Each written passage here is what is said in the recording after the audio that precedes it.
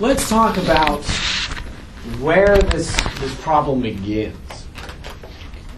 The modern incarnation of the problem is the result of St. Aquinas' 5 ways.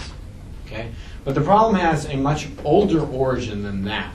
So let's go ahead and start with that, with this kind of original origin. So we talked about Logos and Paul and all that. Yes. Yeah, we talked about that. Okay. So for Aquinas, right? Remember, he's dealing with this Logos idea. Okay, great. We'll get that. Have we talked about the Hebrew covenant? Yes. With God? Okay. So there's this idea for the Hebrews that they're going to be rewarded today, in this life. They're not really worried about the afterlife notion because they have a very kind of different afterlife. I mean, you can kind of think about it more along the lines of, for the Greeks, pretty much everyone went to Tartarus. You know what I mean? Good or bad, this is kind of the way it works. It's kind of like that. It's just kind of like this gray space. And so for them, the covenant was about today and now. And so if they follow the rules and they get their winkies snipped, right, happy things happen. Right? And if they don't follow the rules, bad things happen. So are we missing a few people? Like 6 of them? 1, 2, Maybe. All the empty desks are just grouped in one area. Yes. Okay. Fair enough. Well, what's obviously the issue here? So you have this covenant with God that says, hey, I do the right things, good things happen. If I do the wrong things, bad things happen. What's obviously clearly an issue here? That's not what happens. What happens? Usually the dicks get everything. Okay, so oddly enough, often really dickish people get good things, right? And often really good people get really bad things. And the way that we deal with that problem today is very simple. We say, oh, well, that's because you don't get your reward here. Bam. It's done. Right? They say you get your reward somewhere else. And it's a good answer. It's an excellent answer. Because every time someone comes up with a counterexample, this is what I've been saying. Good job, guys. Every time someone comes up with a counterexample, you can say, not here. There. And notice that it really gets people to follow the rules, too. Because it's not like a little bit of bad shit's going to happen to you.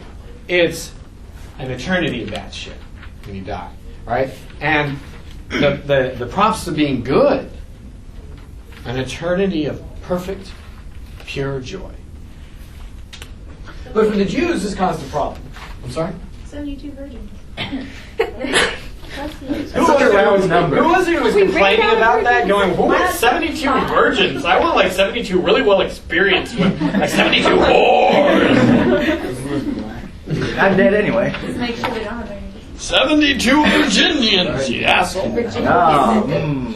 So, for the Hebrews, this is a problem. Because with regularity, they're seeing people who follow the rules get bad stuff, and people who don't follow the rules get good stuff. And so they have this book that attempts to answer that question. What book is that? Job! Book of Job. I love the Book of Job. The Book of Job is fantastic. Yes, the Book of Job. He's not in here today. Out there with the Book of Phil. Joe, Phil, Zebedee.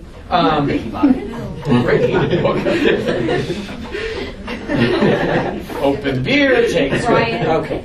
So, Like Brian. the Book of Job. There has been more ink spilt on the Book of Job than just about any other book in the Bible. Okay. It's a mind-blowing book. Mind-blowing book. In terms of philosophical ink, theological ink, literature, just because people just struggle with this, and for a really, really good reason. If you want to become a priest, for instance, and you go to seminary, you have to study the problem of evil. You have to study the problem of Job. This is such a weird story. So let me tell you the story with a little bit of characterization, because I think it makes it all the more interesting. But as reasonably accurately as I can. Okay, so one day Job is walking along, and he's a really, really good man, and he's really doing everything that God wants him to do, right? And God's up there in heaven, and he's looking down at him, and he's thinking, wow, Job is a lovely guy. What a good servant of mine. He is swell. And,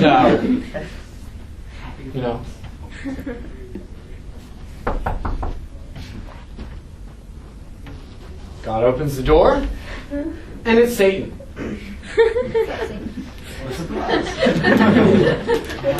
What's that? All right. I'll play Satan if you want. I'm not letting any of my students play Satan. No. Yeah, come on in. And so this, to me, immediately there's a problem. Right? The fact that they're kind of Buddies?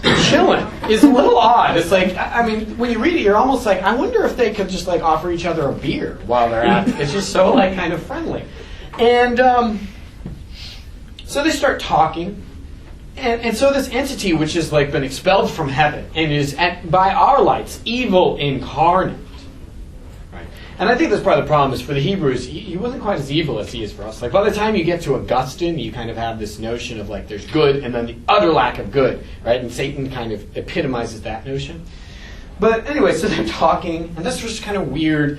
And Satan's like, I was kind of eavesdropping while you talk to yourself.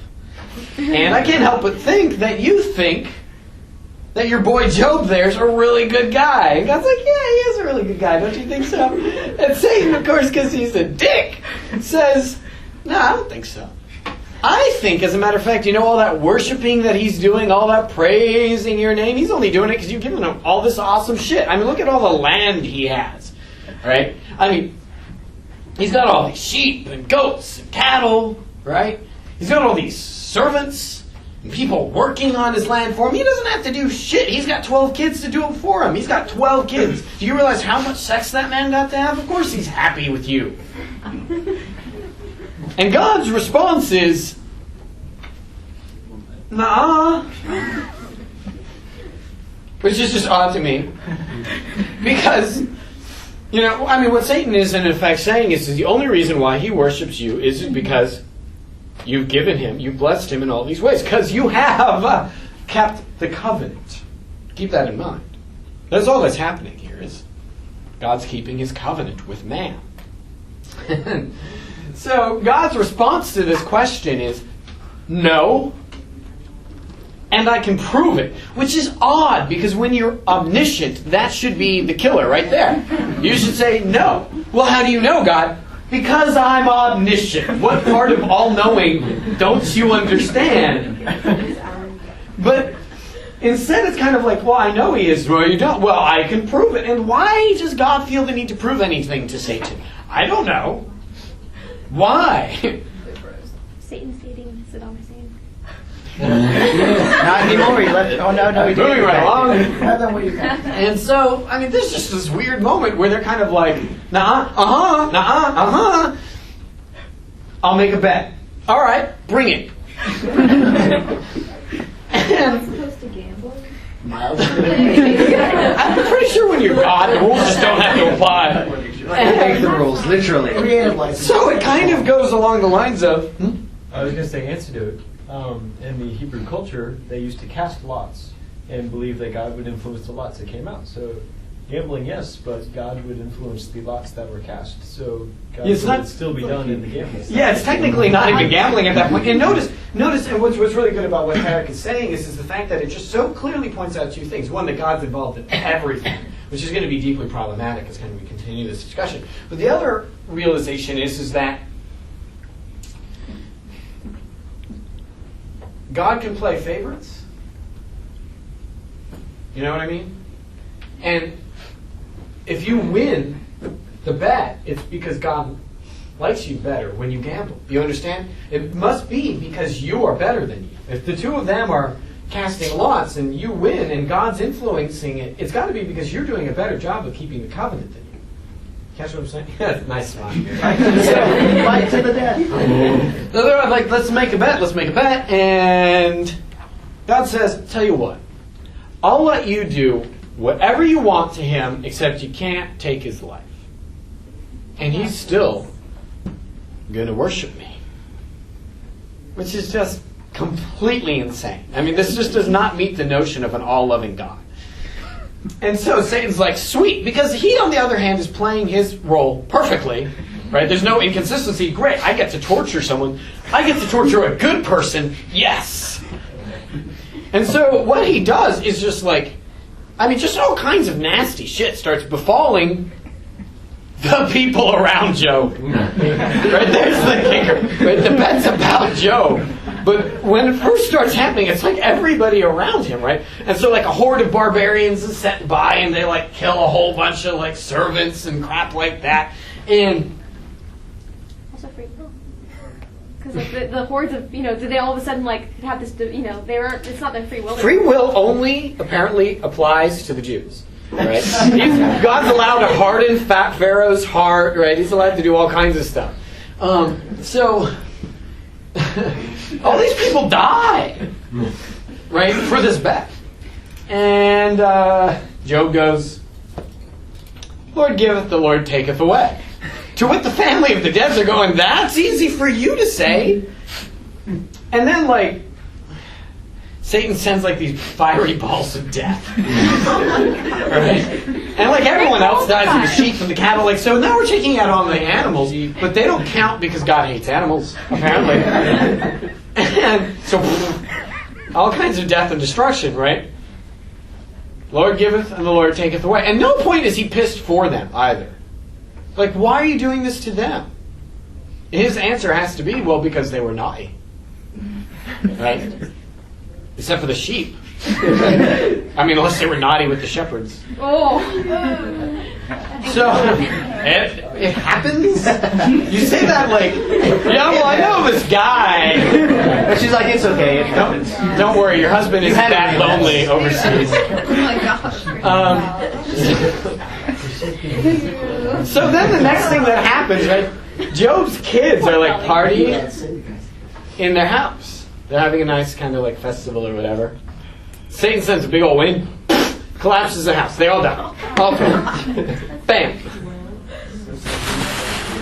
What? Satan wins the bet regardless of the losers. You just kill it. Yeah, he's just going nuts, right? Just killing lots of people. I'm having a good time. Whatever. And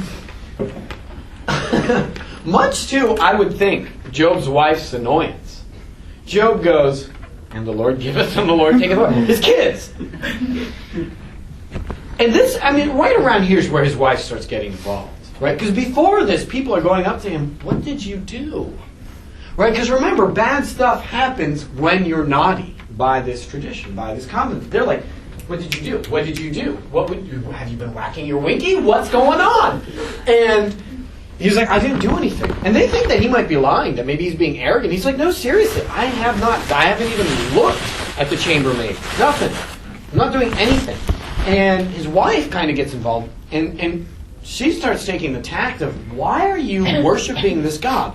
And why is her question a really good one?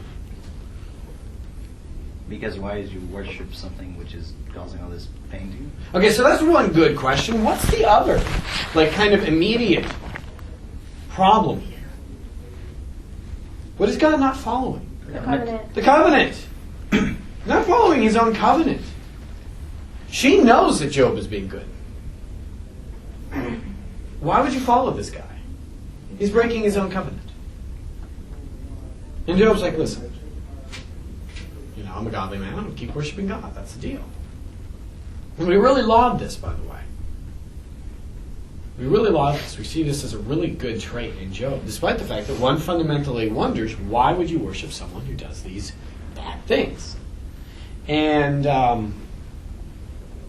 this is what really pisses me off about the story. Here's where I get really, really irked. Because Satan gives Job really nasty boils. Covers him with excruciatingly painful boils. And guess now what happens? He starts to labor. Now he complains. Servants, slaves, animals, kids, nothing. Boils. Boils. Whoa. That's what like you fucker. When it gets personal, that's when you doubt. And what's funny is the way the story works is he's not even a dick about it. I mean, I know I would have been like,